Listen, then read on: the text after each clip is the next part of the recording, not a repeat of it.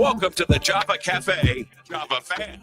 Good morning, everybody. Good morning. Good morning. Today is Tuesday, November 11th, 2025. And I first have to start and say happy Veterans Day to all of our veterans out there this morning. First one that comes to mind, of course, is my grandfather, James Jackson, who was in the Navy. And then secondarily comes in Uncle Thaddeus here in the Java Cafe when we talk about veterans. And so I am glad to have you all here this morning. It is a thankful, wait a minute. Today's supposed to be Testimony Tuesday, not Thankful Tuesday. So I messed up. As you all know, we were out last night with Higher Ground. And so I was rushing around making sure everything was working right. So we'll switch it up this week. It is a thankful shot of Java, partially based on some testimonies, but I'm glad to have you all in the Java Cafe this morning. We're going to go in the Instagram section and see who's over there this morning. I am down to one screen, so you all bear with me. We have Fathead, I think that's Reggie Santos over on Instagram. He jumped on, and also DJ J Dex was on as well. Let's jump in the Facebook section of the Java Cafe and see who is on this morning. Mama Java is in the room this morning, bright and early. Good to see you. Nisi, it's good to see you in the room. And as I said last night, see you here this morning. It was great to see you face to face yesterday. Sister Debbie, good morning to you. Good to see you in the room. The Real Boston Media is in the room. Good to see y'all. Good to see y'all. Who else is here? Pastor Marion, good morning to you. Good to see you in the room this morning. And she is saying happy Veterans Day to others. Also, Mama Java is as well. I know that vets are definitely special to her. She worked at Veterans Administration for so many years. Grandpa was a vet. My grandmother, I think, was technically a vet. She would let us know that she was an air raid warden, air ward. She something. When they would come in and potentially drop bombs, she would do something. I think it was in New York. So anyway, shout out to all the veterans this morning. I want to just check in a little bit, just on a lot of conversation on social media and in the circles that I am a part of, pundits, political strategists, and operatives. There is a lot of conversation going on about the city council presidency. And while I'm not going to say a lot right now, I've talked to some city councilors and some people from community about this, the process, and it is very interesting. And so we hopefully will be speaking with some city councilors about it very soon, and bring them into the Java Cafe to talk about where we are in this country, and what's going on. I believe there is a different lens through which we have to look at a lot of our policy and political decisions and people that we elect in leadership to do that. And so that is something that's out there. I'm having I had two conversations so far this morning via text about it. And we're going to bring a couple of city councilors into the Java Cafe to talk about the presidency, the process, whether these folks right now, I'm only aware of one person that quote unquote, well, two, Counselor Zapata, otherwise known as Gigi, declared that she has the 7 votes. Julie Mejia has declared that she's running. I've heard of some other people that may submit their names for the city council presidency. And so it's going to be interesting. They don't vote until the first session in January. But as I've said to you all before a lot of this got out there, the city council presidency consideration hit the night of the election. It maybe even, I've heard in some cases it happens beforehand. So there's a lot to pay attention to there. Just a note The city council president is basically next in line. If anything happens to the mayor, we know that the mayor is going out of town this week if she's not already gone. City council president Ruthie Louis-Jean would, if anything happened in Boston, she would be the go-to person as a city council president. City council president also assigns the committees like Ways and Means, which oversees the budget and the process of what the city council would like to see in the budget, as well as post audit. There's education, there's public safety, public health. The weight of some of these committees through the years has changed, and how laws are presented and things like that. So we have to pay attention to what's going on with the city council presidency. Let's go in and check in and see. Some others have come in on the Instagram side. Shout out to Raina. Is that Raina? Right? No. Raina Burden, and also Marvin Vinay jumped on Instagram as well. One of the political strategists and operatives in our city. Over on the Facebook section, Milton, brother, good to see you in the room, jumped in as well. Michelle D. Smith is in the room as well. Good to see you in the room. Brother Leonard, good morning to you. Good to see you in the room. And the Real Boston Media, thank you for sharing today's live. So it's been a couple of weeks since we have checked in and had a Testimony Tuesday, which today it ended up being a Thankful Tuesday because, I made a mistake. But in testimonies and thankfulness, for those of you that are new to the Java Cafe or watching, we ask people to participate here in the Java Cafe. Don't just sit there and listen and watch, unless you're at work, and then that's very different. But what is one reason that you are thankful this morning? With all the stuff that's going on in the world, in the Java Cafe, we are very intentional about gratitude. We gratitude, Black joy. Speaking of that, I want to let you all know that on Thursday morning, I have a guest out of Baltimore, Maryland. It's coming in. He's an elder, but I'm going to say Brother Shay Stansberry from Baltimore, Maryland is coming into the Java Cafe. He is a comedian, hilarious. He's a content creator and personality in his own right. And so we were looking at this morning, but he's going to be with us Thursday at 9:30. Thursday at 9:30.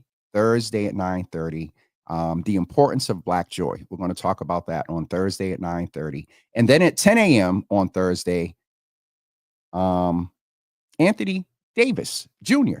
is coming into the Java Cafe to have a conversation with us about politics, the campaign, national politics.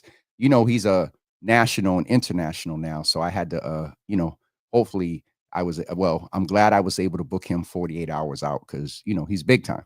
But that's Thursday's programming. Tomorrow, we will be back here for We Need to Know Wednesday. At any moment, some of these counselors may say, hey, I want to pop on. And so just be prepared for that as well. So as I said a few minutes ago, do me a favor, go in the comments and put one reason why you are thankful or have a testimony this morning. And I think it's so apropos that Dina popped in because she definitely has a testimony. And we are thankful that she is home and she is coming along and doing better. So Dina, good to see you in the room this morning. And at any Tuesday, you want to come and testify, you can. So let us know. We have 1 or 2 words so far for why people are thankful this morning. Nisi said that she's thankful for health. Mama Java said that she is thankful for life. Michelle D. Smith said that she is thankful for God and the promises of his word, especially in these current turbulent times in our nation. Look, everybody, the pastor, Sharon Cornelius is in the room. Sharon, good to see you in the room this morning. All right, folks, I need to see some more words in here. Charlotte said that she is thankful for family. I'm glad that she's a part of the Java family. Good to see you in the room, Charlotte, this morning. I think I saw another comment from you. Let me just make sure. Oh, that was just a greeting. Milton is saying good morning to Mom. Milton, why are you thankful this morning? Can I get a word, brother? In the comments, that would be great. Dina said that she is thankful that she is alive and she has her hands raised, and for healing and for favor. Absolutely. The other thing I wanted to mention to you all is, and it just left me that quick. Oh, I want to shout out and thank Dr. Brandy Brooks, who will be with us soon for her holiday check-in with us that she does. Dr. Brandy will be with us soon. Her and Darian Johnson had an event last night at Roxbury Community College. Higher Ground is the organization that she oversees, and its mission is to support young people through the education process. They've helped students become students and families who are homeless. They've fed students. They have fixed schools. They have painted schools. So Dr. Brandy Brooks and Darian brought together the president of Roxbury Community College, the chairman of the Senate Ways and Means here in Massachusetts, and also Senator Liz Miranda, and also Secretary Tutwiler from the Mass Department of Education. And they had a conversation entitled "From Dollars to Impact." And in these times, it is definitely a most apropos conversation. We had the opportunity to indulge in some food from Suya Joint. I got to see folks from Union Capital that was there, of course, Higher Ground. We had a good brother there playing the violin. Shout out to Dante Luna that was there with his team, making me feel all small and whatnot, because they got the big, wonderful, he comes with a team, like 5 people and cameras. I had my one set up, and we were able to broadcast.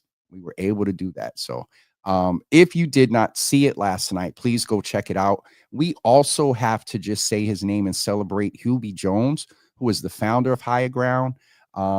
We were able to make sure, though he was not able to be in the building, that was one of the main goals of Higher Ground, to make sure that Hubie Jones would be able to watch it. And so shout out to him and his legacy. And we really appreciate everything that he's poured into community. All right, let's go back in the Java Cafe and check in. Real Boston Media said, I tried to read up on city council president stuff and close the tab. That was confusing.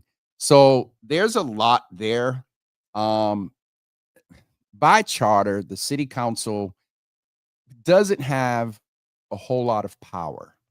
It has changed, and one of its biggest sticking points of power is voting on the budget, negotiating during budget season. I think in the last 2 city council terms, that vote on the budget has really been exercised. They're also in this last budget cycle, what City Councilor Brian Worrell, who was the head of Ways and Means, was able to do around getting a lot of diverse type of support and funding in that budget was huge. And that's why I had asserted, for me, it was Brian and or Julia. And at the time, I wasn't really sure if she was thinking about it, because, you know, Julia's kind of background and she's vocal, but, you know, and so so a few things there. As I said before, the city council president, if anything happens to the mayor, they become the interim mayor and finish out the term. Remember, Marty Walsh, he went to DC. City Councilor Kim Janey was the city council president and then became the first Black woman mayor of the city of Boston. By charter, the city council president can do more than one term. It's not really laid out in the city council charter of them not being able to do more than one term. However, city council rules say you can't do 2 consecutive terms. Let me reframe that. By charter, you're not barred from doing 2 consecutive terms, but by city council rules, and let me just pause there. A lot of the city council rules, if you look at the time of certain rules being implemented and changed, and look at Black and brown people that were getting on the council and that were running for mayor and city council at the same time, that's one of the most recent things. Those city council rules are interesting, but we'll leave that alone.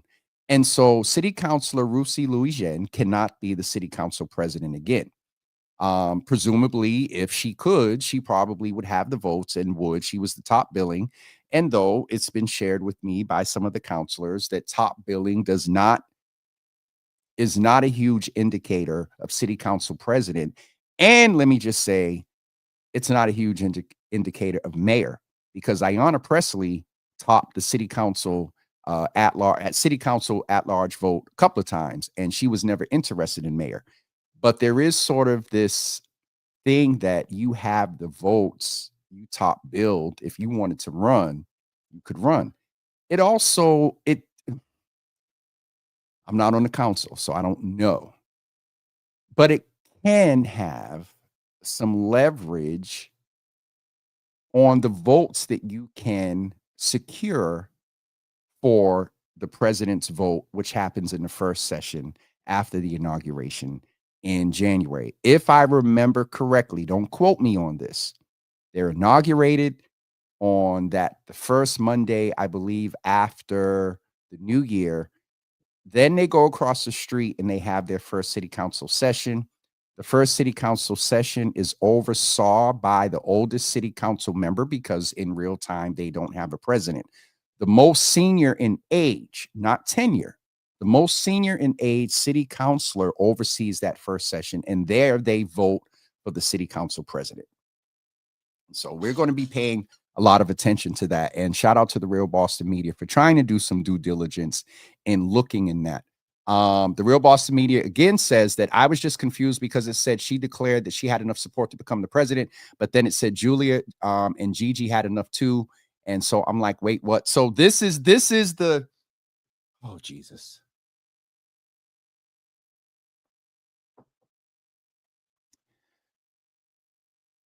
This is some of the offline, behind the scenes stuff that goes on in politics. As I said a few minutes ago, election night, I'm sure a couple of phone calls were being made, and maybe before election night. Hey, I'm considering running. Would you vote for me? And this is nothing new with just this cohort.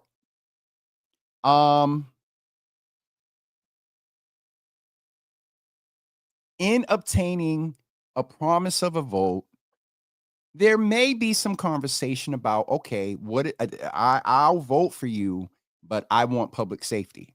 I'll vote for you, but I want ways and means. Can that be a part of the process of the behind the scenes, the politics, and the quote unquote, not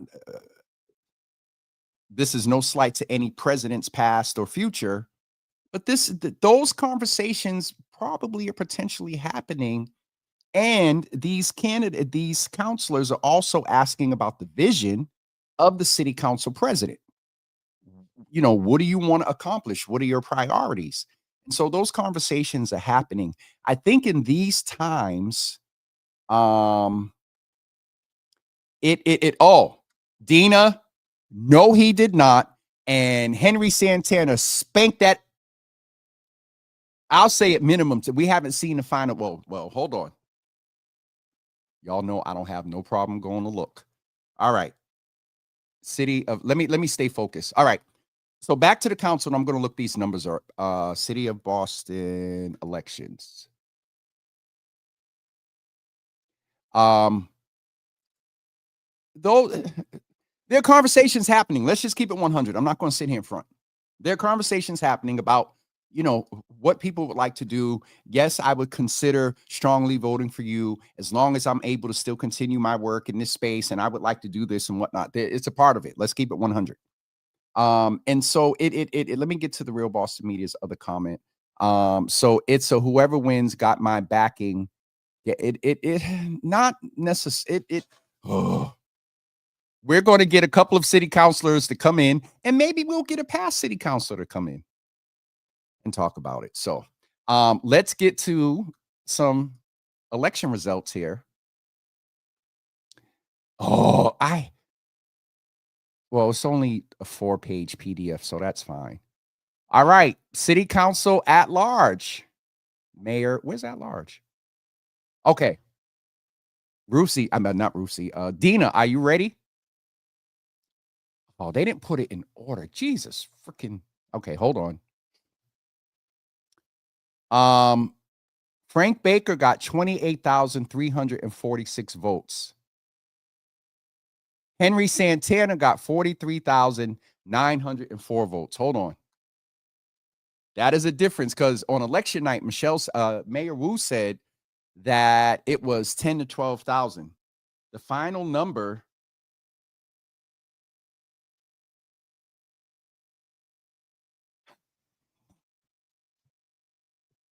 The person that just texted me, I just read your text. We're going to never mind. I don't want to. Never mind. All right. So let me get back to these numbers. Real Boston Media. I saw your comment, and I want to address that. So Henry Santana had again 43,904. Frank Baker had 28,346.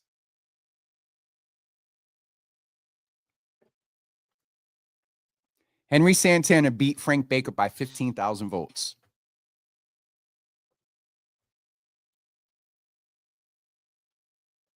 Let me pause there real quick.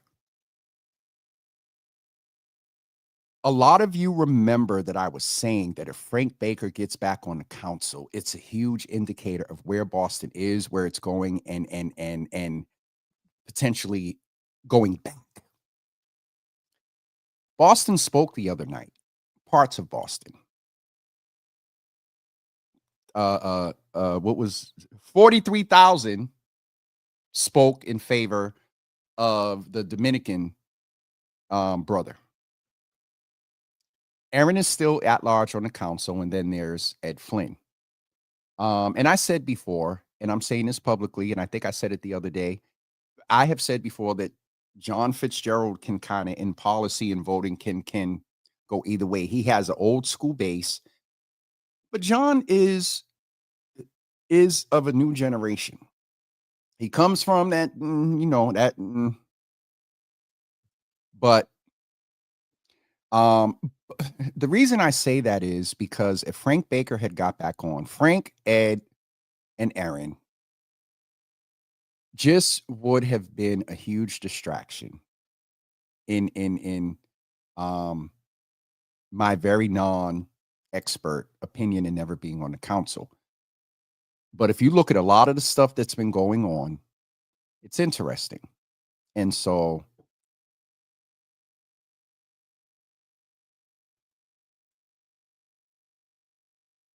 text me about what you mean by that. Brother Stan, aka Buster Man, good morning. Good to see you in the room.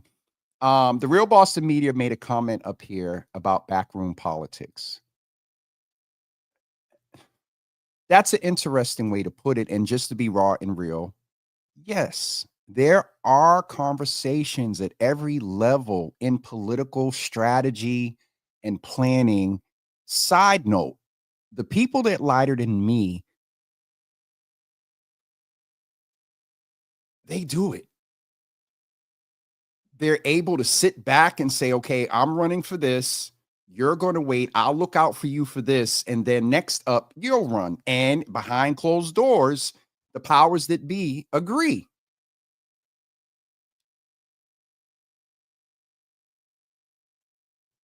We could do a lot better. Let me frame it like that. We could do a lot better in unifying with strategy. And Nia brought this up in my interview, and I said it to someone yesterday. Intentional strategy and strategic intention. Considering what's going on in the times, considering the ability to manage a budget, to manage a city, to go to DC, if called, we're 10 months in. I can almost guarantee that Boston's going to be called before Congress, well, at least up until January of, we vote next year, 26. At least sometime next year, the mayor could be called back, to Boston. Again, pray her protection and everything. But if anything happened to Michelle, that city council president becomes the mayor. All of these things have to be considered. And the thing that is very interesting right now, and there's a lot of different opinions about how and when and motive and all that, but City Councilor Mejia has become public about the process and put her hat in. Even away from that, with what we know about what the president does the buck stop with the counselors of voting for the president, or do we as residents call our active city councilors that are still, everybody's an incumbent, everybody that was in won, except Minyard Culpepper that's going in for D7.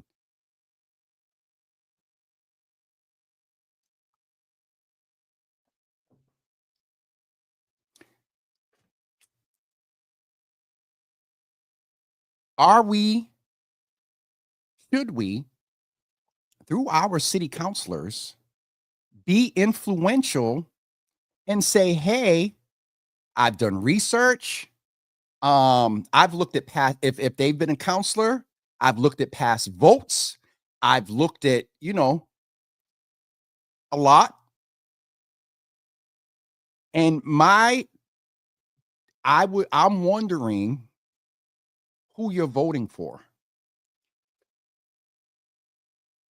I talked to someone whose opinion and expertise in this space yesterday, and we were saying the same thing, but saying it differently. Do I feel that voters should have influence on who the city council president is through their city councilors? Absolutely. However, there are things, unfortunately, that we are not privy to.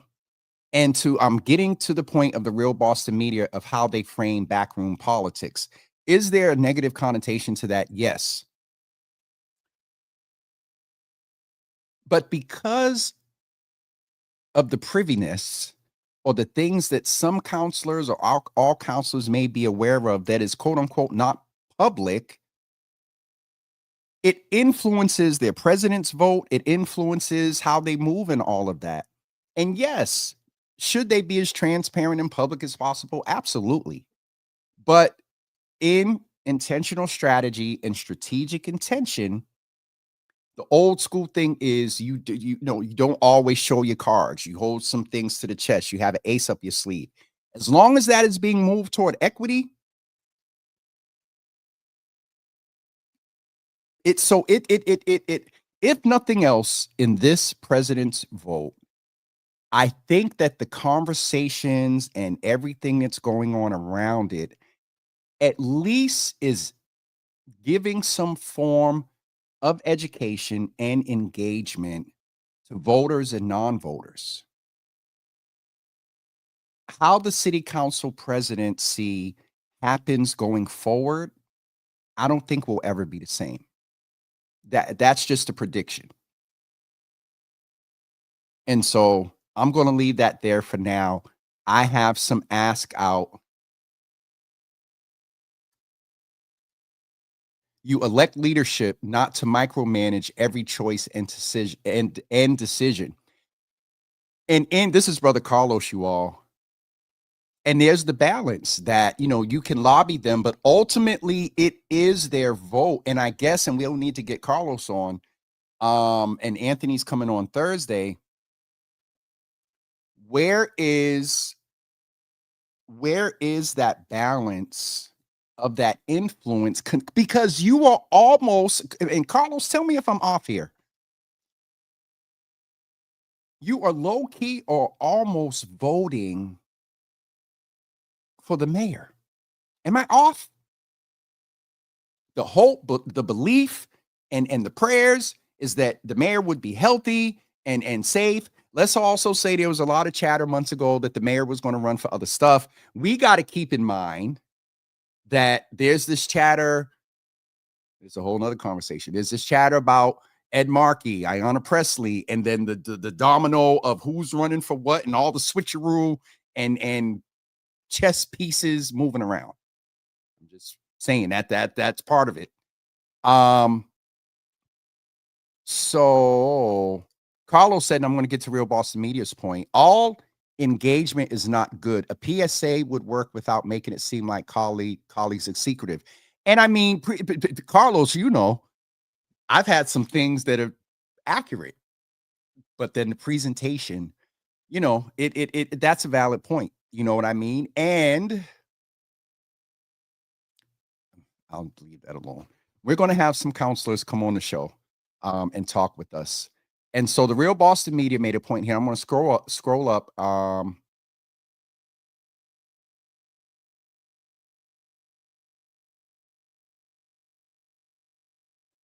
Hold I'll wind up calling Carlos. The Real Boston Media said, I kind of see what you mean. Not everything needs to be discussed in public, but in most cases, backroom politics is a strategy used by most who got some shady redacted going on. Not all of them, but there has been a trend. And I mean, that's where I say the negative connotation of the word backroom politics, that's where that comes from. As I said, balance 50-50, and sometimes it's going to be 55 and 45. Carlos is making some oh, this is the one I need clarity on, Carlos. You going to lead after calling them shady? There's only 12 others.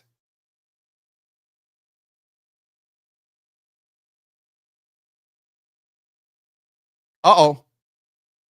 We got some good civic. Peace Institute doing their own stuff in civic engagement as well. Came on late. I advised to create a report card on the promises they made and how to make sure we can help bring life to what they promised. That is yes. And Chaplain Clementina, I said that like a few minutes ago. We have maybe not a report card, but we have the ability to go back and look at their votes, look at things that were said in the council, look at what they proposed for legislation and homeroom petitions and all that. So anyone that will make public that they're want to be the city council president, we do have some things to examine. Carlos makes good points, and this this has been part of my conversation. That hold on, who said that? Oh, Sharon. That it's a little, let me be honest, it's a little far-fetched. But we don't know. We just don't know. You know what I mean? And that has to be taken into consideration. So we do have the ability to go look at some votes and see how councils have moved, those that want to be city council president. And as I said, I think after this run, how we look and pay attention to that role is going to be very different. I believe it really, in my lifetime, the first time for me was in 93 when Ed Flynn went to the Vatican. That's how city council president Thomas M. Menino became interim mayor and then was mayor for 20 years. And then when Marty Walsh was appointed by President Biden, Kim Janey became the first Black woman mayor of the city of Boston. And so it's been on, folks' radars and how that plays. And they're, among pundits and strategists, how did the interim play into, the not having a Black mayor this go around and last go around rather. And so there's just a lot with this stuff. It's a lot. A lot of us look at it as sport. But when it comes to looking and predicting based on people's politics and votes and their platforms and what they got over the line, to Chaplain Clementina's point, it's something that we have to consider. And this presidency process is it's already, but it's going to be interesting how it all plays out. And ultimately, we won't know until the first session.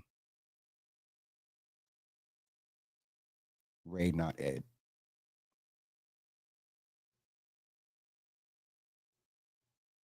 Hold on, let me check my phone. I'm enjoying this conversation because we are being engaged, and it's on the radar, and there are things that we have to consider with that. I'm sorry. Yeah, we definitely need midterm report cards to make a return. He said midterm report cards. They stopped doing that after Obama. Wonder why? He said all shade and tea. Was sipping his tea. Wait a minute. What did the Real Boston Media say up here?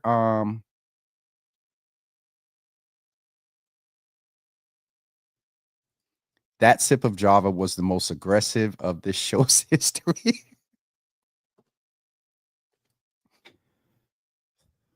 A lot of us, Carlos included and others, because of experience, because of being in this and seeing some things play out, and I forgot all about Instagram. Oh God, let me go over here. Okay, we're good. It's hard to sit idly by and not participate, not inform community. And how you do that, is a part is a part as well, and strategy and thinking long game. And you all know, you get, more bees with honey than you do vinegar. And I've spewed a lot of vinegar. But, I have now incorporated some apple cider vinegar. It's a little more tolerable. But the main thing I'm appreciating about this is we're being engaged. We've spent the last 20 minutes on this conversation about the city council presidency. All in all, as Carlos said, when they sit there and cast their vote, it's their decision. Their knowledge of some behind the scenes, and I know the negative connotation, their knowledge of things that we are not knowledgeable of yet influences their vote. And in this run,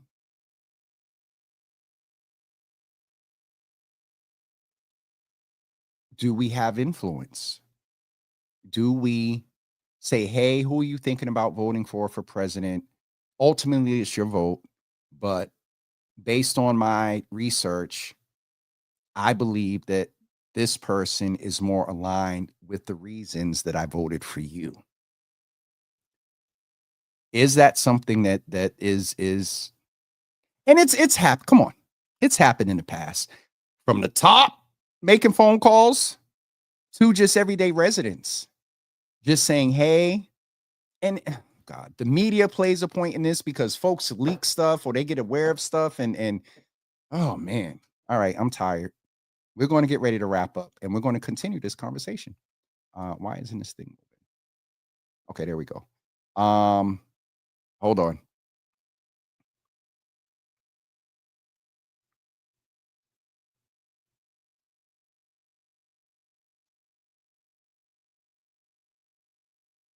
Oh, okay, I got it.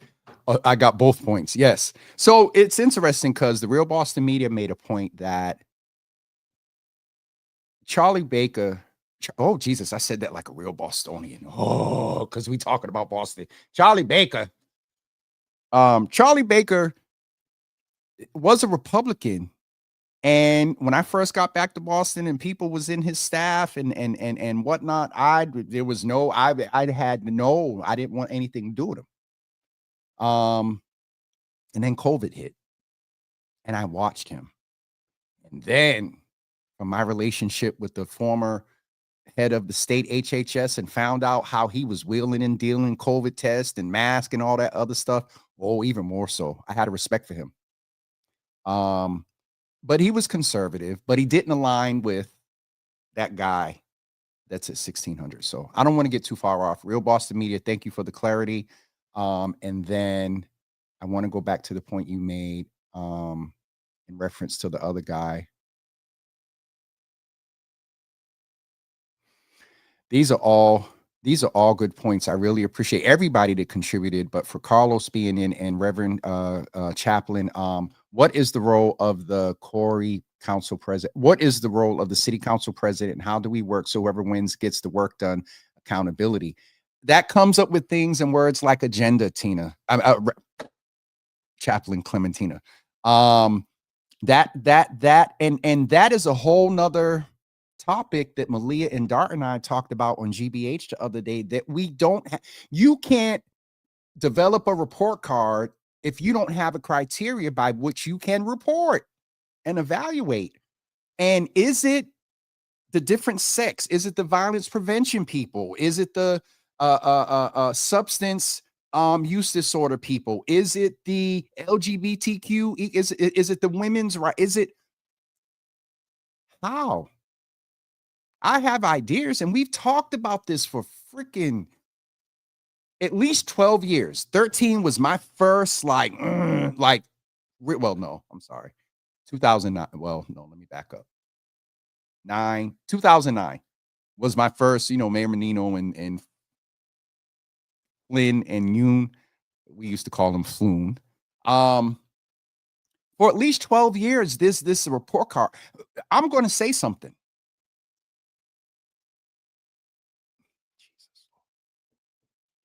Entities whose mission and they assert that I felt this, that they speak for, influence electeds with community, at least because the meetings, the work, the food, the getting it done, the compiling, the Excel sheet, the design of all of it, getting the community to give their report. That's a labor of love, but people should not have to, the community should not, regular everyday residents should not have to do it for free when you got entities that are around here asserting themselves as civic engagement entities and speaking for us. No, I'm not going to say should. I believe that we would be better aligned to give a report if some of these organizations and entities whose mission it is, and they assert that they are representing us and speaking for us, do it with our input. Convene the meetings, convene the people, bring all the EDs and your government relations persons to design it and speak with community and oh man. All right, I'm out there. I'm gonna bring it back in. Hold on, Rev.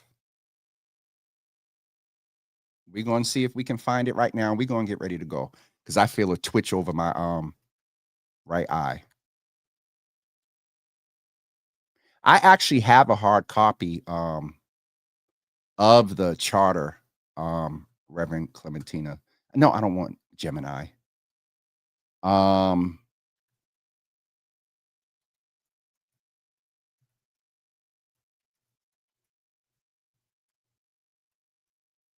It's in the charter.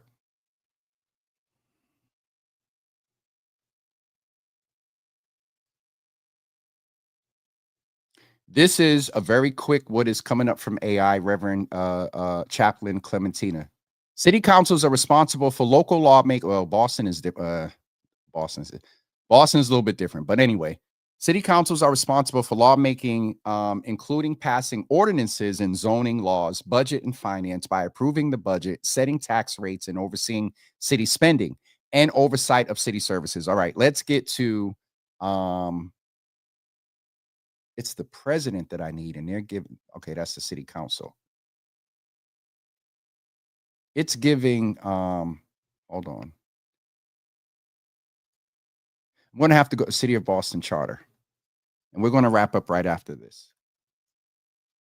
I'm getting text over here, so I'm either getting resources or opinions. City of Boston Charter. I got to pull that. I know where it is. Okay. On page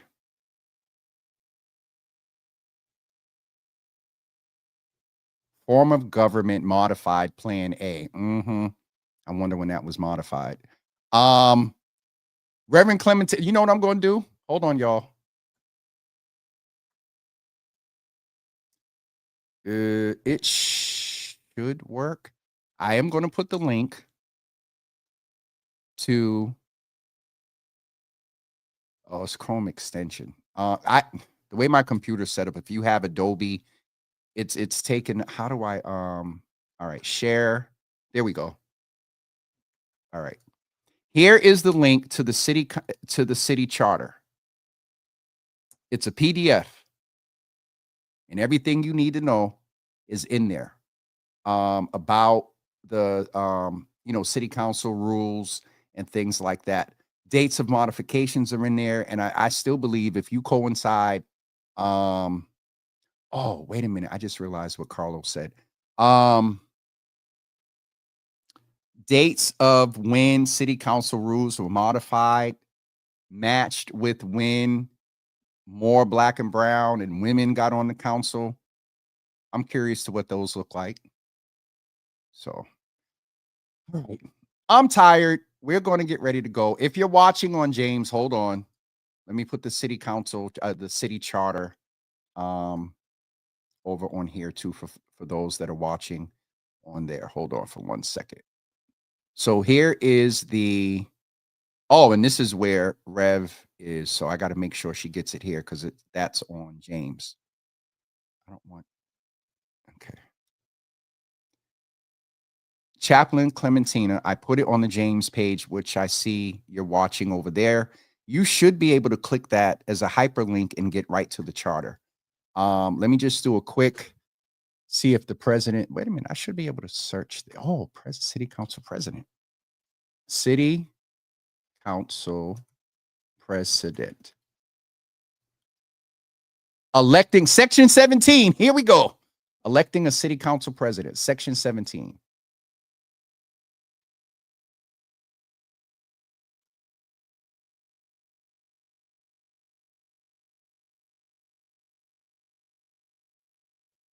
See, these are these modifications, because I see one here that I think is 17H, where city council, the only city government offices that the person may hold are that of city councilor, and other offices arise from being a city councilor. If the governor appoints a city councilor to a different office, then the council may resign and take that office. There was a lot of changes that happened when Charles Yancey ran. When Charles Yancey ran for city council and mayor, some of those councilors were pissed. All right.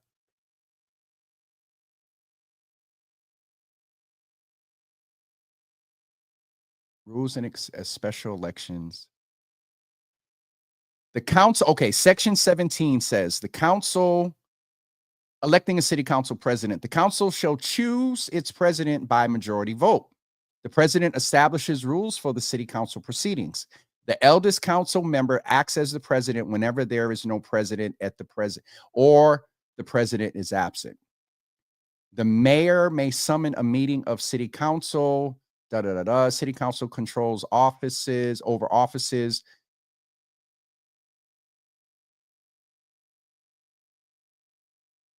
I'm just trying to see if there's anything in here about these amended rules and whatnot. There's the city districts pertaining to, there's a lot in here. This thing is 78 pages.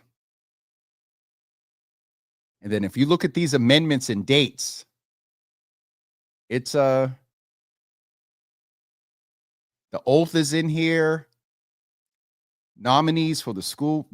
This is one of the most powerful powerful charters in the country. Yeah, it's huge. All right, we're going to wrap up. It's 10:51. Jimmy has the Twitch affiliate gene and he don't even know it. I don't know. Oh. Anyway, we're going to wrap up. Pay attention. We have to move intentionally with strategy and strategically with intention. And while it is important to keep the community informed, right, wrong, or indifferent, there are some things that the public is not privy to, that some of these counselors, elected officials, corporation leaders, your boss, that in the time of us observing, we may not have all the information. And some would say that, well, in this process, it needs to be transparent. I agree. I will just say that kind of in the context of, I can't say that. Watch, pay attention, and when and if there's an opportunity to participate, do so. That's it. We'll be back tomorrow morning at 10 a.m. Don't forget, on Thursday at 9:30 a.m., we're speaking with Shay Stansberry about the importance of Black joy. He's a comedian. Y'all going to enjoy him. I I love when I catch him live. He's just a mess. He loves the snow. And then at 10 a.m., we will speak with, we'll continue this political conversation with Anthony. Oh, Jesus, the devil. That hurt. We'll continue the conversation with Anthony Davis Jr., who is the CEO and founder of the Davis system and is very active in the political world. And quiet is kept. Designed a lot of field for a lot of people who won a lot of elections. That's it for me. Thank you all for being here today. One more check over on Instagram before we go. Hi to Kina, official. Kateria was on. Slick Vic was in. Ari, good morning. Good to see you in the room. And we're going to wrap up, and we will see you tomorrow at 10 a.m. All right, y'all. I'm tired. So that means that this was a good convo. Let me just check text before I go one more time. Make sure I didn't miss nothing from the folks.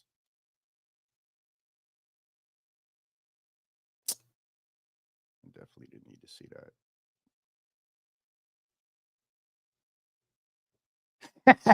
that.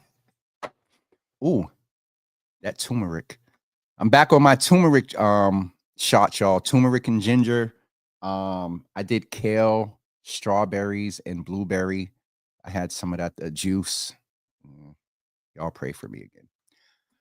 All right, gratitude for you as well, Reverend Clementina. We got some stuff to do. Whenever you're ready, let me know. All right, folks, have a great day.